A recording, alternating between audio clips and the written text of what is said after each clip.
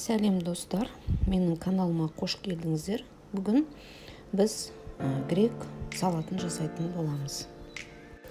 Өте оңай әрі дәмді салаттардың бірі. Менің мына ыдысымда зәйтүн майы бар.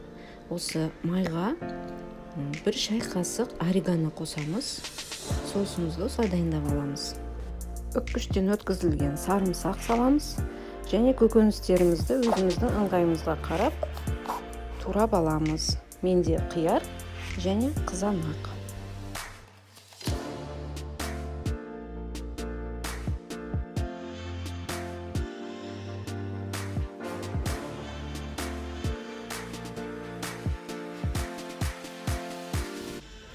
Лимонымызды тураймыз, дөңгелектеп турап аламыз екі тілімдей.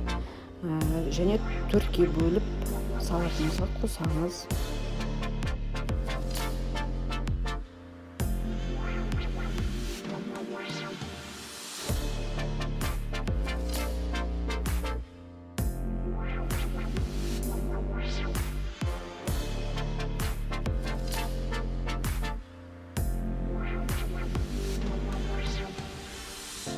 Туралған пияз қосамыз, қалауымызша. Мен фитакса сырын қолдандым, 4 бұрышты етіп турап аламын.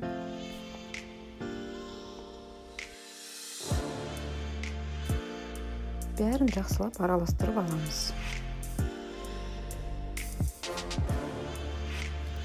Өте оңай, өте дәмді салаттардың бірі. Жеңіл салаттардың бірі. Міндетті түрде жасап көріңіздер. Комментарий қалдырып, лайк басуды ұмытпаңыздар.